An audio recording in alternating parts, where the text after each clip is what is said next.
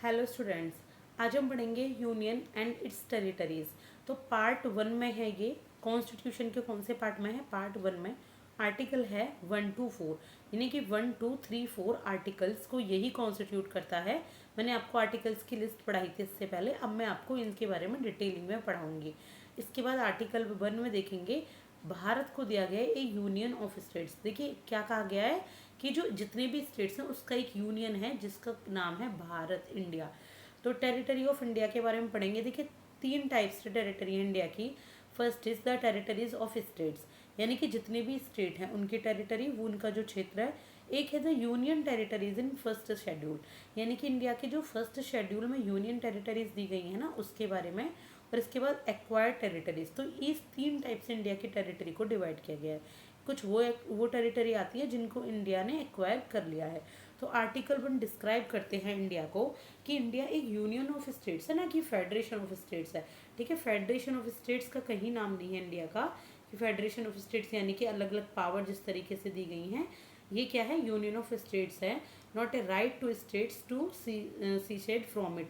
इसका मतलब क्या है कि स्टेट को ये राइट नहीं है कि वो इससे अलग हो जाए। किससे? इंडिया से। यानी कि जो इंडिया की यूनियन है ना, वो जो स्टेट से मिलकर ही बनना है इंडिया। और किसी भी स्टेट को ये अधिकार नहीं है, ये राइट नहीं है कि वो इससे अलग हो जाए। वो इंडिया का ही पार्ट रहेगा, कोई एक जाकर अलग देश नहीं बना सकता। यानी कि कल को आपका कहने लगे छत्तीसगढ़ की मुझे अलग देश बनाओ, मध्य प्रदेश कहने लगे कि मुझे एक अलग देश बनाओ, तो ऐसे कोई अलग देश नहीं बन सकता। इसके बाद federation is called union of states but it is इंडेस्ट्रक्टिबल, यानी कि जो फेडरेशन है वही यूनियन ऑफ स्टेट्स है, लेकिन इसको मिटाया नहीं जा सकता, इसको हटाया नहीं जा सकता। इसके बाद देखेंगे union territories. Union territories include नहीं है यूनियन ऑफ स्टेट्स में। जो टेरिटरी ऑफ इंडिया है उसमें स्टेट्स आती हैं, यूटीज आती हैं, और दूसरे एक्वायर्ड आपकी स्टेट्स आते हैं। तो यूनियन टेरिटरीज जो हैं वो यूनियन ऑफ स्टेट्स में नहीं हैं, बल्कि वो है तो इंडिया का पार्ट ही। इसके बाद देखिए states and there territories in first schedule of constitution. तो स्टेट्स हैं और जितनी भी उनकी टेरिटरी हैं वो किस में है? वो कॉन्स्टिट्यूशन के फर्स्ट शेड्यूल में आती हैं। और कॉन्स्टिट्यूशन एम्पावर करता है पार्लियामेंट को कि अगर कोई भी नया स्टेट जोड़ना है, घटाना है, कम करना है, उसमें कुछ चेंज करने हैं तो पार्लियामेंट कर सकती है। इसके बाद देखेंगे आर्टिकल 1, यही है आपका पूरा आर्टिकल 1। आप इसको दोबारा पढ़ें, नोट्स बना सकते हैं। इसके बाद देखें आर्टिकल 2 में क्या है। तो आर्टिकल 2 में पार्लियामेंट में भी law admit new states into union of India, यानी कि अगर यूनियन ऑफ इंडिया में किसी नए स्टेट को ऐड करना है या कोई नया स्टेट एस्टेब्लिश ही करना है अलग से, तो यहाँ पे पार्लियामेंट उसको बना सकती है। फर्स्ट में क्या था? फर्स्ट में क्या था कि यूनियन ऑफ स्टेट्स डिस्क्राइब किया गया था कि ये फेडरेशन ऑफ स्टेट नहीं है और कोई भी जो स्टेट है वो अलग नहीं हो सकती इंडिया से। और जो कॉन्स्टिट्यूशन एम्पावर करता है पार्लियामेंट को कि जो नया स्टेट है वो उसको एडमिनिस्ट्रेशन और एस्टेब्लिश कर सकता है, लेकिन इसमें ऐड भी कर सकता है। देखिए आर्टिकल नंबर 2 में, तो जैसे पार्लियामेंट ने एडमिट किया था फ्रेंच सेटलमेंट ऑफ पौंडुचेरी को, कराईकाल को, माहे को, यनम को, Portuguese settlement of Goa, Diu and दमन और सिक्किम को, इनको इंडिया में एंटर किया गया आफ्टर इंडिपेंडेंस।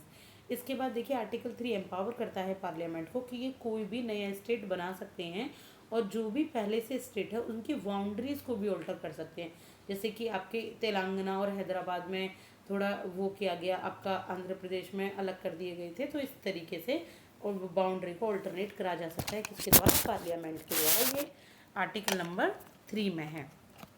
इसके बाद देखेंगे जम्मू एंड कश्मीर एंड लद्दाख के बारे में थोड़ा सा पढ़ेंगे।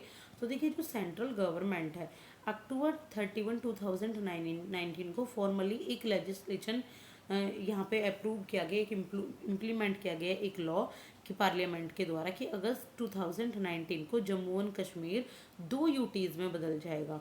जम्मू एंड कश्मीर को 2 यूनियन टेरिटरीज में आ जाएंगे, एक तो बनेगी जम्मू एंड कश्मीर, एक लद्दाख उससे अलग हो जाएगा। तो ये आर्टिकल 370 आया था ना, आप लोगों ने ज़रूर सुना होगा, पढ़ा होगा। तो फर्स्ट टाइम जो स्टेट है उसको कम किया गया, फर्स्ट टाइम स्टेट को डाउन साइज किया गया यूटीज़ में। ये पहला केस है कि जहाँ से एक स्टेट उठाया जम्मू एंड कश्मीर और 2 यूनियन टेरिटरी बना दी। तो टोटल जो यूनियन टेरिटरी है अब 9 हो गई हैं और स्टेट्स कितने हैं? 28। तो कौन कौन सी 9 और कौन कौन सी 28 है वो एक बार आप जरूर पढ़िएगा। तो जम्मू एंड कश्मीर जो है वो अब एक उसमें एक इलेक्टेड लेजिस्लेटिव असेंबली है और एक चीफ मिनिस्टर होंगे, और जो कि पांडिचेरी को भी यहाँ पर जैसे कि पांडिचेरी में है। तो जो लद्दाख है वो गवर्न की जाती है एलजी के द्वारा, यानी कि लेफ्टिनेंट गवर्नर के द्वारा लद्दाख को गवर्न किया जाएगा। और यहाँ पे टू हिल डेवलपमेंट काउंसिल होंगी, यानी कि वो लेजिस्लेटिव नहीं है बल्कि टू हिल डेवलपमेंट काउंसिल है, यहाँ पे दो हिल डेवलपमेंट काउंसिल। तो जम्मू एंड कश्मीर की जो लेजिस्लेटिव काउंसिल है, जो अपर हाउस है स्टेट लेजिस्लेचर का, उसको एबॉलिश कर दिया गया, यानी कि 2019 में जम्मू एंड कश्मीर की लेजिस्लेटिव काउंसिल और अपर हाउस को क्या कर दिया गया, हटा दिया गया, as per 57 of J&K reorganisation act 2019। इसके बाद जो रीऑर्गेनाइजेशन स्टेट है उसको 2 यूटीज में कर दिया गया डिवाइड, ये हमने पढ़ चुका है जम्मू एंड कश्मीर में और लद्दाख में। लद्दाख में भी 2 डिस्ट्रिक्ट बनाई गई, एक बनाई गई कारगिल और एक बनाई लेह। तो कहाँ है इसकी, देखिए ये लोकेशन देख सकते हैं, जम्मू एंड कश्मीर की यहाँ लोकेशन है, लद्दाख की यहाँ लोकेशन है। इसके बाद मर्जर किया गया दादर एंड नागर हवेली का, हवेली UTs and Daman and Diu का। तो पार्लियामेंट ने दिसंबर 2009 में एक बिल पास किया। बिल में क्या लिखा कि वो मर्ज कर दिया गया 2 यूनियन टेरिटरी को एक में, यानी कि दादर एंड नागर हवेली और दमन एंड दीव पहले अलग अलग यूनियन टेरिटरी थे, फिर उनको एक बना दिया गया 2019 में।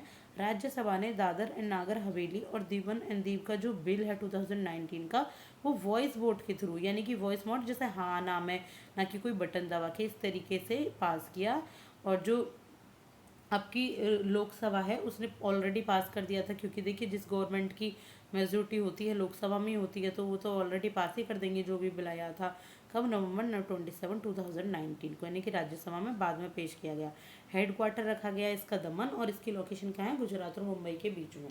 कहाँ है, गुजरात और मुंबई के बीच में। तो ये जम्मू एंड कश्मीर और मर्जर था दादर एंड नागर हवेली और दमन एंड दीव का। आगे हम और पढ़ेंगे रीऑर्गेनाइजेशन ऑफ स्टेट के बारे में। Thank you so much.